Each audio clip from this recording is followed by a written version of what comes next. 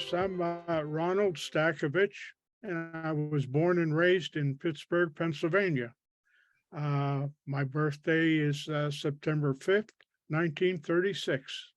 Perfect. So that means, Ron, that you grew up during the Second World War. You would have been very young, of course, but can you maybe share a few memories about your time growing up in Western Pennsylvania?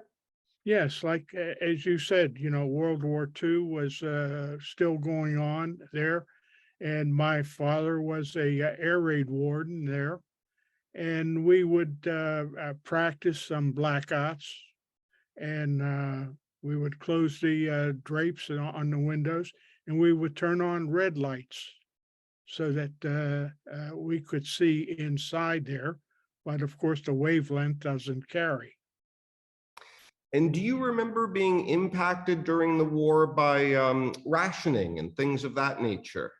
Yes, I remember that. They had stamp books there, and they had to go out and, when they purchased food, they had to use the ration stamps. And did you have a big family, lots of brothers and sisters? No, I just had, it was just me and my sister. I had an older sister.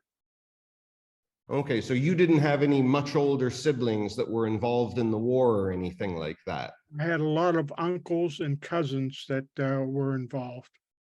Okay, they all come back safely? Yes, they did. And I registered a lot of them on the World War II monument in Washington, D.C.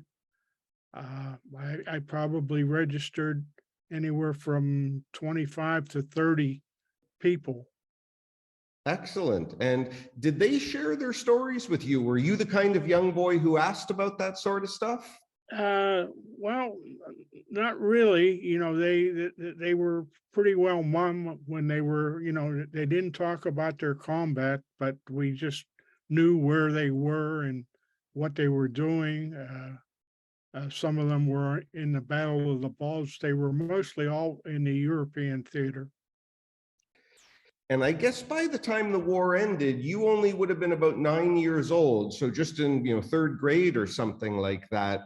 I've seen some great pictures of little kids doing things like scrap metal drives. Did you do anything like that? Yes, I did. I got into metal drives and I think glassware as well. And do you remember them doing anything special at your school? Or maybe you were a Cub Scout, anything like that that related to the war effort? I was a Boy Scout, but that was probably, of course, a little older, And but one thing I used to do, I used to make a lot of model airplanes, the rubber band type of propeller. And once we got them finished, we would tend to set them on fire and shoot them up in the air. That sounds pretty familiar to some of the stuff I did when I was young as well. The models that you built, would they be of like World War II aircraft? Yes, they would be World War II aircraft. Okay, I imagine, as a young boy growing up with something like that going on, you have to pay some attention to it. It sort of seeps into your consciousness, I guess. Yes. Now, what about when the war came to an end? Do you remember if your town did anything special for VE Day or VJ Day? Oh, it was tremendous. It was a tremendous celebration, at the end of both of those, the end of the war in Europe, and then, of course, with Japan. Yes.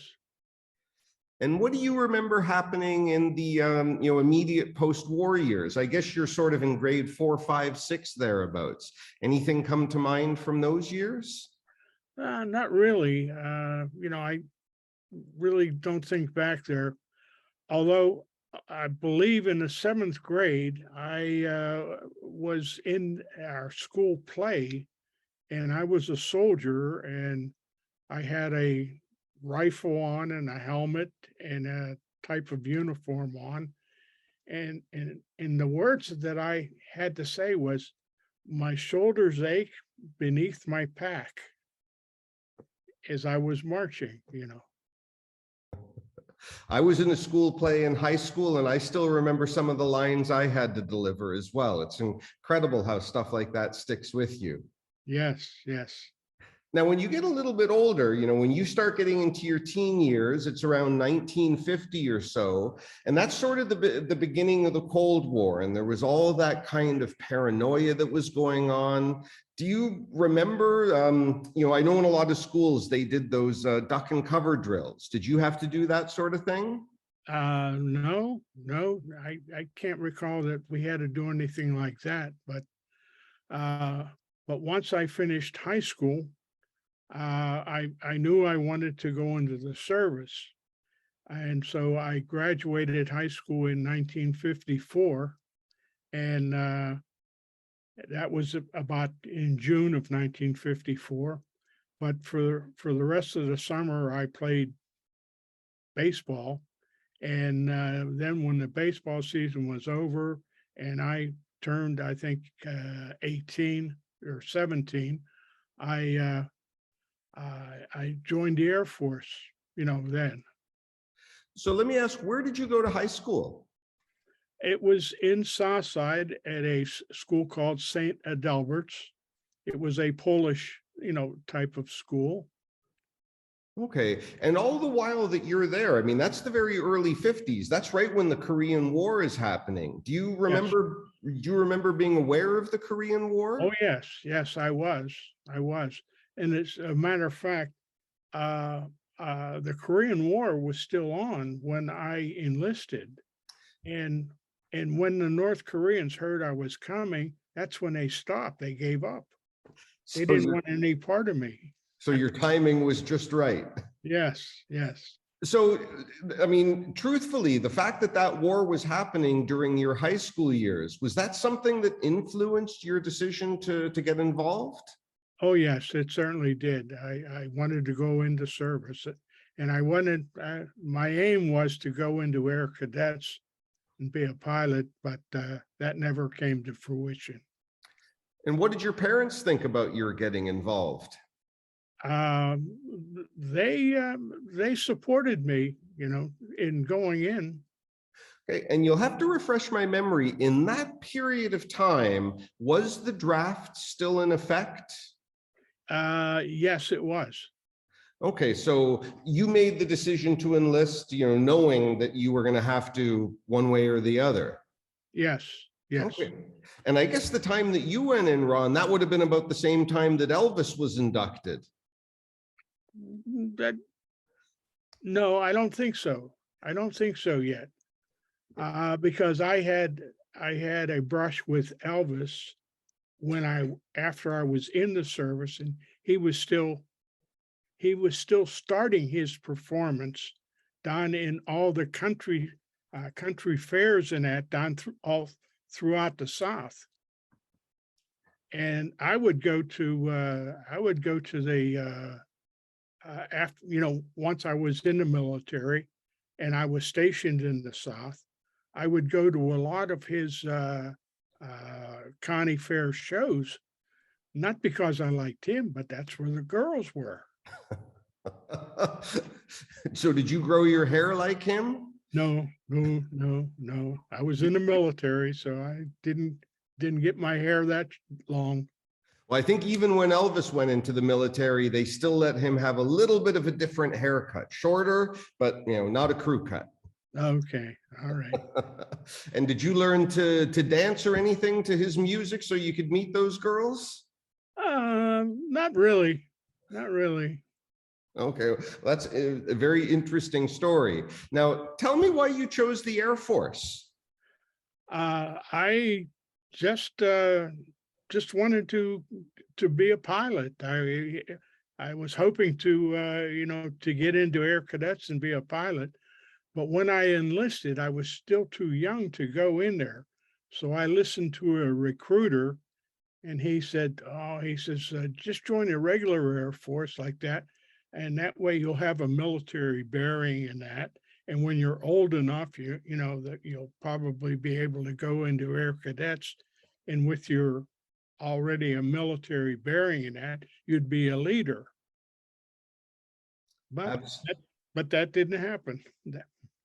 Well, I think he gave you good advice, though. Oh, yes, I think so. Now, tell me, were you influenced by, I mean, the changing technology? Because this is, of course, the time when jet aircraft are starting to come into play. Were you paying attention to that sort of thing? Well, yes, especially, after a few years in the Air Force. I was in air defense radar, so I was aware of the jets. Only the military had the jets yet, and the commercial planes were still propeller driven. Okay, very good. So the mid 1950s is a pretty intense time in its own right, with the Cold War and everything really kicking into play. That would have been about the time of the McCarthy hearings, and Sputnik happened a few years later. Well, you were already in the service. What did you think about the Russians? Uh, well, growing up through high school, I thought I was Russian, and I was a little bit ashamed of that. What After being in the service in the first year being in the Air Force, I was called to the orderly room, and they sat me down and says, "Well, Ron, we got some good news for you. You're not Russian. You're Ukrainian." So of course, what's happening now in the world, still I feel bad. My father was Ukrainian and my mother was Polish. It definitely complications right now as well as back then. Yeah, I might have to enlist again, and maybe they'll stop the war like they did in Korea. They should take that lesson from you for Right, sure. right. So when you got involved in the Air Force, where did you do your basic training and so forth? Well, during the Korean War, the Air Force needed a basic training base here in the East. Uh, Prior to that, they only had the one down in San Antonio, Texas. So they took over in 1951. They took over an old World War II Navy base in upstate New York, up around the Finger Lakes. And that was Sampson Air Force Base. And it was only there from 1951 to 1956. In fact, the many people that see my shirt, with my Sampson logo on it, a lot of Air Force people say, "I never heard of Sampson," but in these later years, of course, it's not in existence. And tell me, how did you adapt to life in the military? What was it like for you, taking orders and all that kind of thing? Well, when we first when we first landed at Sampson, we came off of a bus, and we were met by three airmen who just yelled at us and cussed at us and swore at us, and I thought, what am I getting myself into? But after a while, I accepted, people giving me orders and doing whatever they said, and that. And they broke us from untrained civilians into a military person. Did you ever get in trouble or anything? No, no, I kept my nose clean, and didn't get any trouble in basic training. No. So tell me, what did basic training consist of during your time? What sort of things did they have you doing? Well, I would say marching, bivouac, learning to live, out in the open under a tent, uh, gas chambers, a lot of book learning, and marching and marching and marching. And I was kind of envious when I first got there to see some of these troops marching, and I was hoping I was going to get as good as they were. And eventually we did win a marching competition. Very good. And you mentioned that your specialty involved radar training. How did you get selected for that? Well, the recruiter indicated to me that, if I was, was set on going into Air Cadets, that I should get into some sort of a field that related to the aircraft and that. And he mentioned the word radar. And so after we took our test, our qualification test in that, radar was high, was a high grade. And so I went along with that. Did you have to have any special academic discipline? Like, did you have to be a good math student or something to get involved in that? No, no, not really. That wasn't a requirement there. So what kind of specialized training did they give you in order to be a radar technician and operator? Well, after basic training, I went down to Keesler Air Force Base down in Mississippi, and that's where I took my radars operators schooling. And after a short time there, then we nervously waited for our first real assignment. And the first assignment for me was MacDill Air Force Base in Tampa, Florida. And I couldn't believe my luck that I was going from Pittsburgh, down to Tampa, Florida. And I spent 2.5 years down there. Okay, and if I remember correctly from the bio, you were in the Air Force, was it from 54 to 58? Yes. Okay, so you mentioned that you were briefly down in Mississippi. Was that 1954? No, that would have been 55. And I know you said you were there for just a few months. Do you remember anything else that was going on at that time? Because that's obviously the beginning of the civil rights movement as well. I'm wondering if you saw anything happening in Mississippi pertaining to that. No, I can't remember seeing anything like that. Okay, I was just curious. I imagine that Mississippi would have been a world apart from where you grew up. Oh, that's for sure. Yeah. And in our training down there, we had several African Americans, in our group, and I don't recall them having any trouble down there in Mississippi. Absolutely, because the forces had only been desegregated just a few years before that. I think that was during the Korean War that Truman desegregated the forces. Yes, yes. Okay, interesting. So you ended up spending, I guess, most of your service in Florida from the sound of things. Yes. What kind of activities were you involved in down there? Well, just a normal work-a-day radar units there. One thing I can tell you, our radar unit was on the tip of a peninsula going into Tampa Bay, and so we would always drive down to the radar operations down there. And one thing I will remember is there were a lot of rattlesnakes, down there. And on the night coming in to work the night shift and that, the rattlesnakes would tend to seek out heat, after dark. And they would have a tendency to climb on our automobile engines.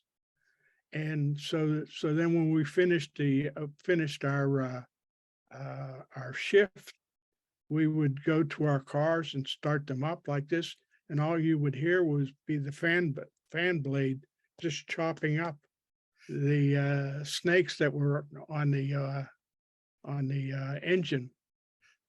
That's a pretty specific memory. I wouldn't have known that about the Tampa area. Yeah, yeah. So you, The part that our base was on was a pretty rugged, not very populated area there. okay, Um, another instance about the snakes was coming into work probably the midnight shift. We spotted a rattlesnake right on the steps leading into the radar room. And so we immediately had to go to the orderly room and call the AP that was on the other side of the door and tell them not to let anybody out that door there because that snake was there. And then they called, the base had a herpetologist there that specialized in handling snakes. And so he would come usually and capture the snake and then take them out and release them out into the woods. interesting.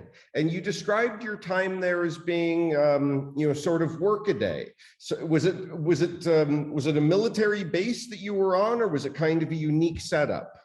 No, it was a military base that I was on, but And we were very close to Clearwater Beach, and I happened to go to the beach almost every day. that's not such a bad life. No, it So, wasn't. so tell me about your time on radar. Like, what is it you guys were looking for? What would a typical day consist of? Well, a radar operator, it would look at the scope there, and then he would track them. He would mark with a little grease pencil on the face of the scope there, and he would track there. And every 2 minutes, he would call to the plotting board. If you remember seeing some movies there where they had radar and they had these plexiglass plotting boards. Well, we had to also be very precise in our printing and tracking the aircraft. Nowadays, it's so much easier. The radar itself does all the plotting of the movements and everything. But in our days, we had to actually write everything backwards because we were on the back of the plotting board. So the people in the front would be able to read it. We would learn how to write everything backwards, the alphabet and the numbers and everything. And what kind of aircraft were you tracking? Anything that flew over. Now, Tampa, was a pretty congested airspace, So it was usually all the commercials and of course the military aircraft. Okay, and the military aircraft that you were tracking, what base were they flying out of? I mean, was it kind of from a little bit of everywhere? Yes, but the aircraft they were B-47 jet bombers that were at MacDill that were based at our base, and so every once in a while, other military aircraft would fly in, and so they were all types. But this was the beginning of course, the jet age. And were you guys part of Strategic Air Command? The base itself was. We were in the Air Defense Command. Okay, and this would be about the time that they were starting to get, B-52s and so forth up in flights constantly, carrying nukes and everything like that. Were you involved in tracking those aircraft? Well, the B-52s, they weren't there during my time. It was the B-47 was the primary bomber aircraft. And was that the time yet when those planes would have been up in the air, like, 24 hours getting refueled in flight and all that sort of thing? Yes, they were. Do you ever recall a situation where, for example, one of those aircraft was lost or something like that? No, I don't recall any type of lost aircraft.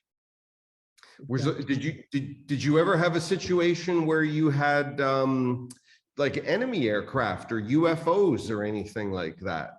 Yes, but that came later. That came around 1957 when I was stationed up in Goose Bay, Labrador. Okay, so would that have been the final place where you were stationed? After Florida, you went up to Labrador? Yes, what a change, huh? I was just gonna say, that's dramatic. Yeah. What kind of time of year did they send you up to Labrador?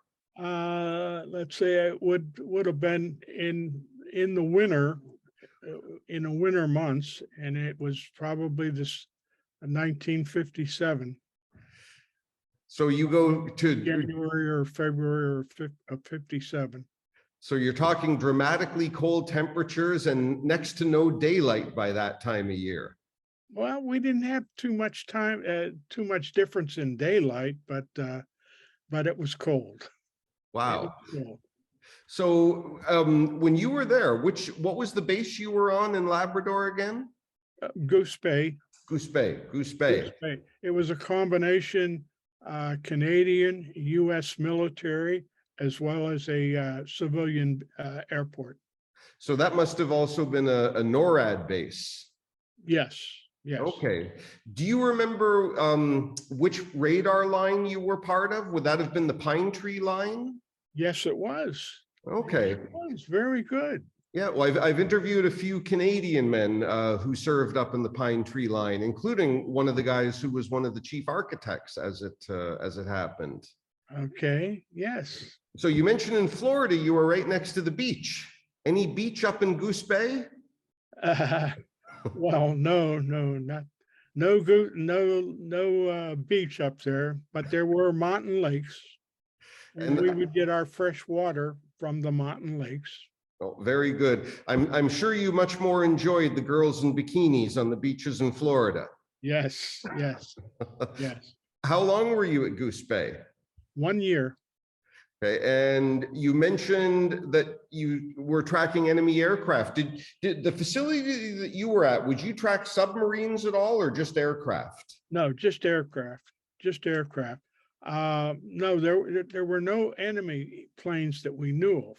All right, but up in Goose Bay, uh, the Pine Tree line was a north to south line. It was not like a dew line, which was east to west. And of course, it was near the Arctic Circle.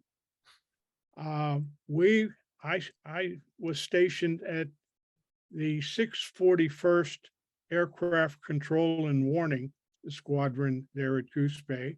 We were a divisional site. We had 4 to 5 other sites that would track the aircraft, coming in past the dew line. And anyway, in the fall of 57, our furthest north station, they picked up an aircraft, and after a few moves, they found out that it was flying faster and higher than any production known aircraft. And of course, it was coming from the direction of the Arctic Circle. And on the other side of the Arctic Circle is Russia. So, so after a few moves, we declared it a bogey. I personally then, one of my jobs at this time was a intercept control technician, and I had to scramble 2 aircraft. So I scrambled 2 F-89 all-weather fighters, and gave them an initial vector, and then turned it over to an officer to complete the intercept. The only problem was the F-89s couldn't get up high enough. So they were declared a bogey, a possible enemy aircraft. So as it moved on from one radar station to another area, to another one, and it was getting closer. So we were going from an all clear green alert. We were moving it to a yellow alert, then to an orange alert, and we were ready to go to a red alert when NORAD finally called us on a landline and told us to stand down. It's one of ours. And we said, "Well, what is it?" And they said, it's a U-2. So it was our first contact with a U-2. And so we all took a deep breath and looked around and we said, what the F is a U-2? And anyway, we found out it was our spy plane, and they were just checking our capabilities about how far out we were able to detect it and how high up it was. So you guys passed the test. Yes, we did pass the test. And I'm thinking of events that would have taken place during the time that you were there. There's, obviously no major Cold War confrontation. The Soviets did launch Sputnik during that time. Do you remember hearing about that? Yes, we heard about it, and we were wondering, what were we doing about space?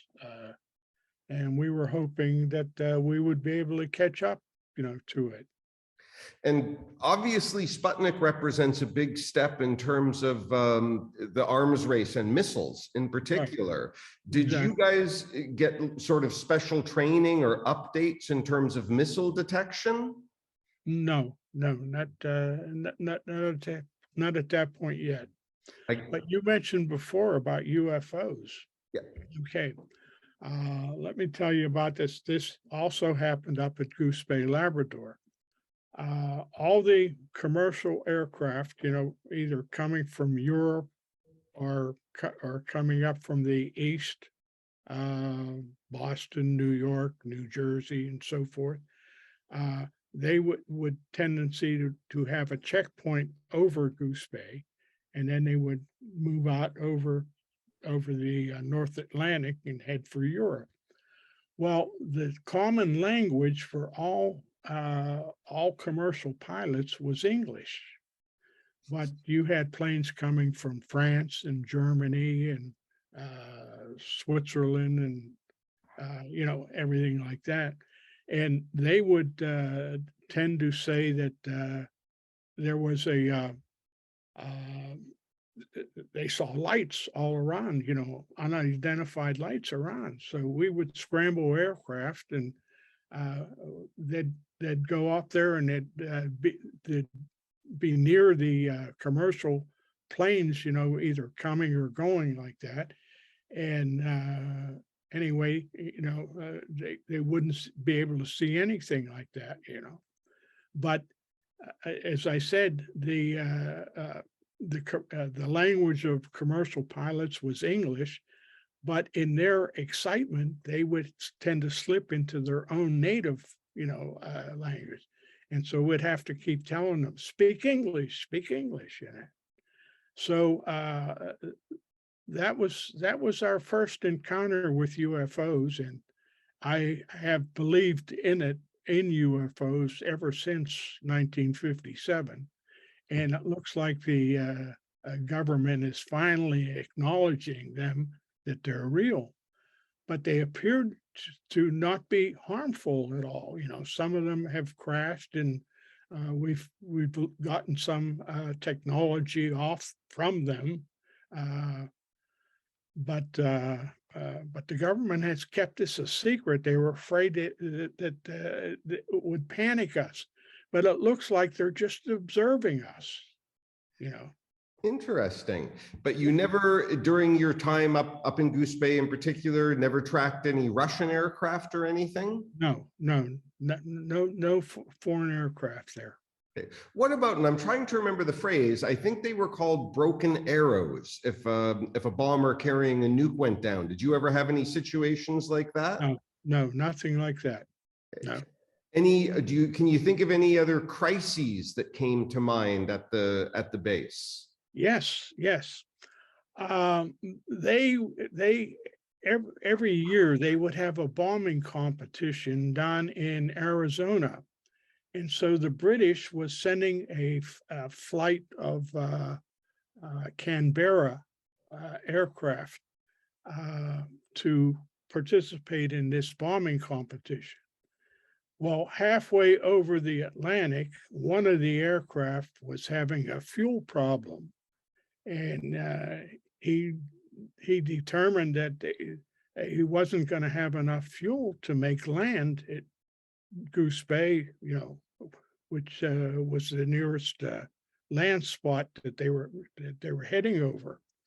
So with the remaining fuel he had, he climbed as high as he could, and that Canberra aircraft was then just a glider, and it came down, and it came down towards us.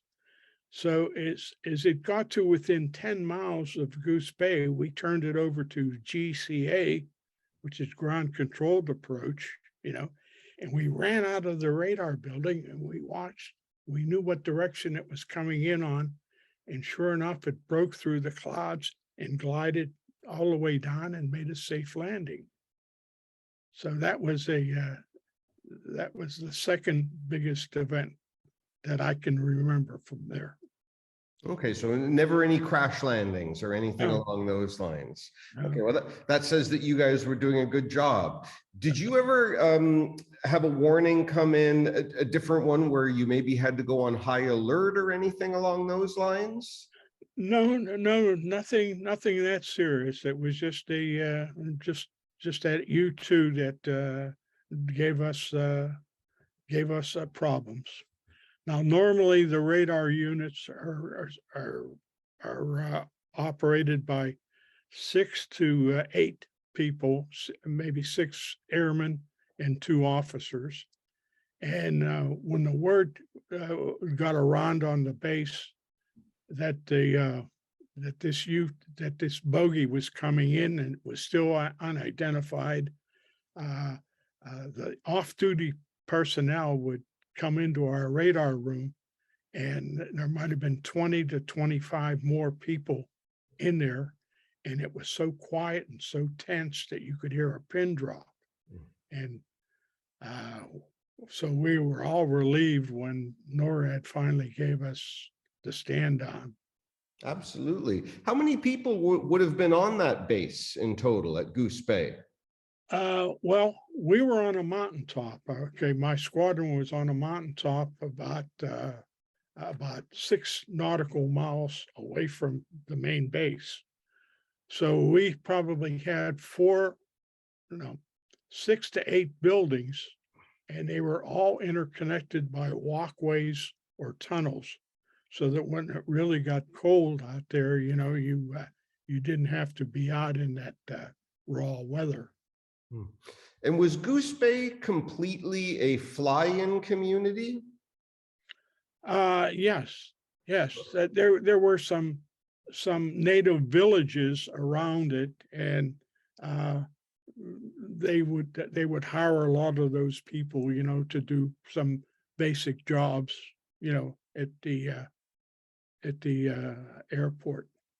Okay, so did you have much of a chance to interact? I guess in that part of Labrador, there probably would have been some Inuit as well as other indigenous peoples. Did you get a chance to interact with them and sort of see the surroundings? Not really. At one time, the weather got pretty damn cold. It got down to 50 below zero, and we would put on our Arctic gear and go outside just to say we were in 50 below zero weather, and would stay out there for about 10 minutes or so. And within a week, it dropped down to the lowest that I was ever in, 62 below zero. And we would put on our Arctic gear and our muckalucks, and at that time we would go out for only about 10 seconds, because at that temperature, your eyeballs could even freeze, And being that it was so cold, the freshwater lake that we would get our water from, uh, they had pipelines, coming from the lake up to us. And anyway, when it got that cold, water, the lake itself froze down to the inlet, which was about 6 foot underwater, and we had no water. And even the hot oil tracer lines around the pipeline coming to our base was of no use.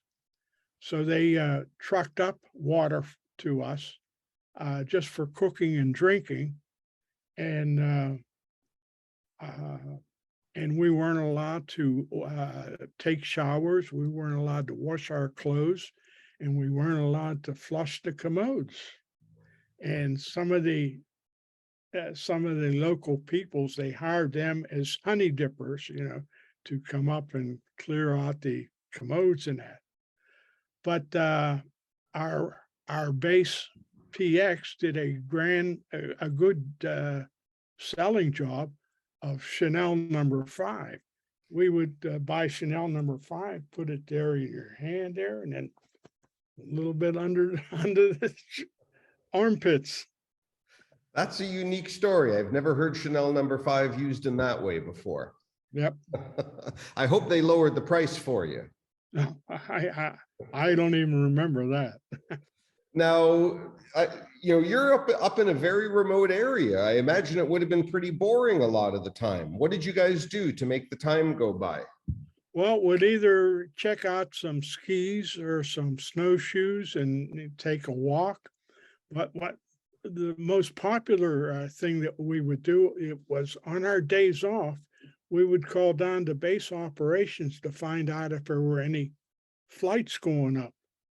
And a lot of times when they said yes and that, we said, well, can 2 or 3 of us, come along on the flight?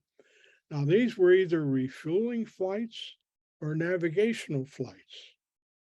And on the refueling flights, we would go aboard a KC-97, which was a prop engine tanker.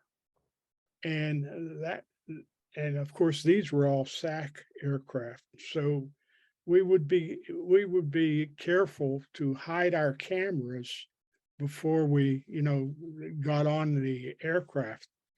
Well, this one time there was a colonel that he was going to fly with us and that. And so I have my camera in my field jacket, hidden there. And as we get out, we fly out over the Atlantic, maybe a couple of 100 miles out there, and then we turn around and we start coming back.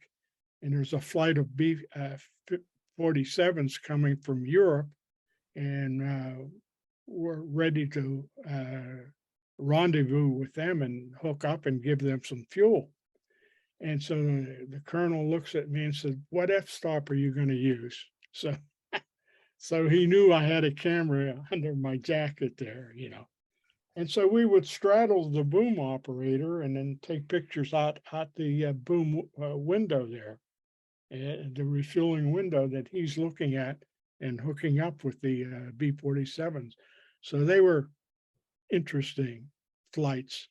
And then the navigational flights, they would just go up for 5 to 6 hours and just go from Goose Bay to Thule, Greenland, to Reykjavik, Iceland, and then out to some of the Ocean Ship Bravo, Ocean Ship Alpha, and then come back in. So they would just put in time.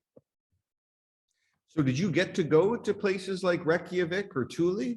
Yes, I went to Thule. And I went over Reykjavik, but I never stopped in Iceland. But the two places are misnamed. Thule, Greenland is nothing but snow and ice. And Iceland has some snow, but they have a lot of thermal activity, in Iceland. And so they were really misnamed. I think that was an old Viking trick. Yes, it was. Yeah, from what I've heard. What about when you're just in the base itself, when you weren't able to get up in a flight? What would you guys do to make the time go by? Well, like I said, either doing some skiing there, or snowshoes and just just taking a hike, Would they passing have time. would they have things like movie theaters available for you guys? Down at the main base, they would, yes, and they also had sports. I played on the softball team, and I played on the basketball team.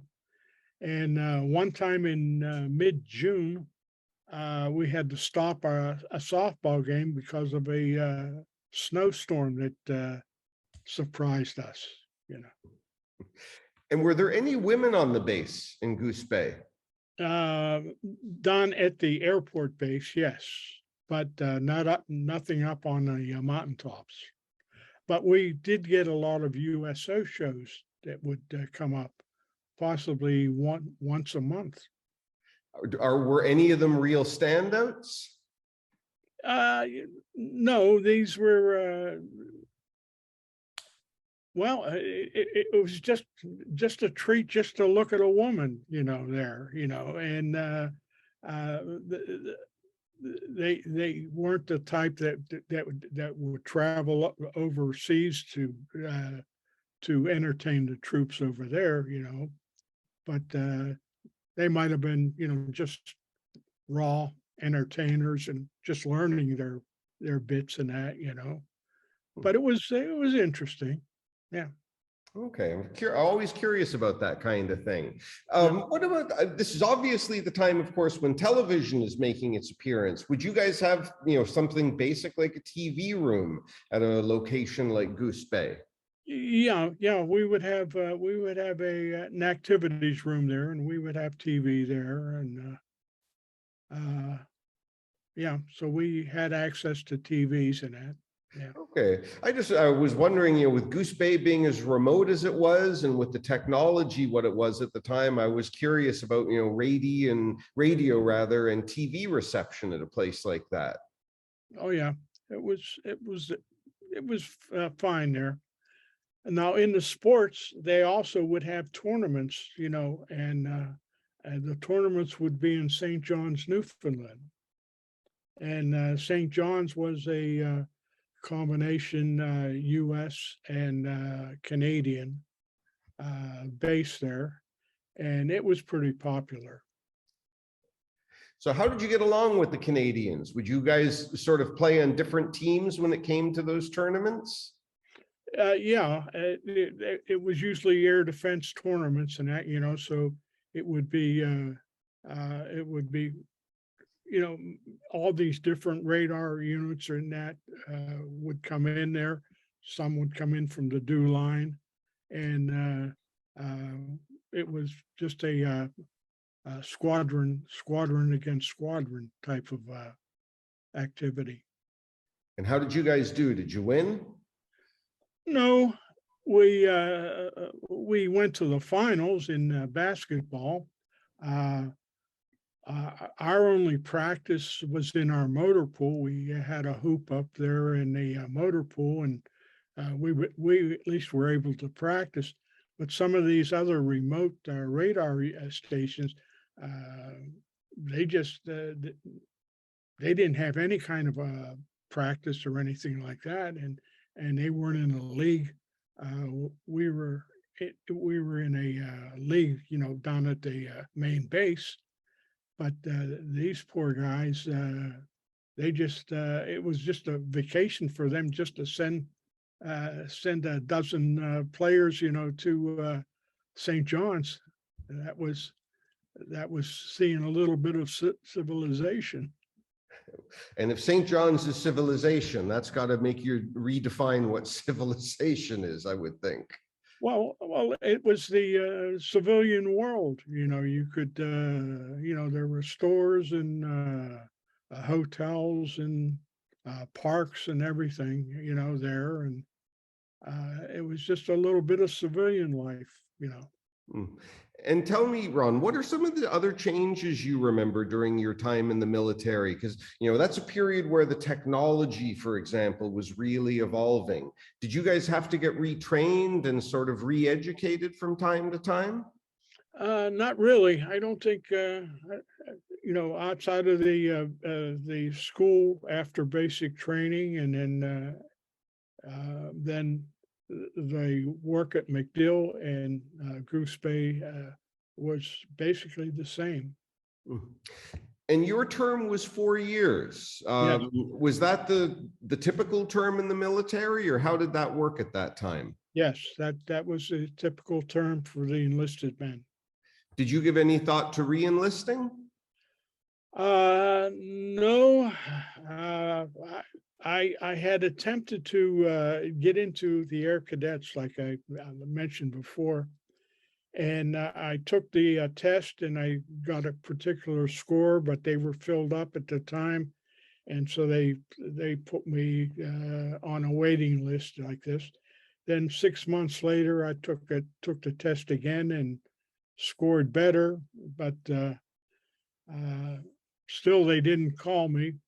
And when I was up in Goose Bay, I finally got a call that, hey, stop in and see your adjutant and re-enlist for 6 years and come down and join us at the Air Cadets. By that time, I had enough.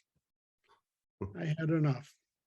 So where did you officially get decommissioned or demobilized?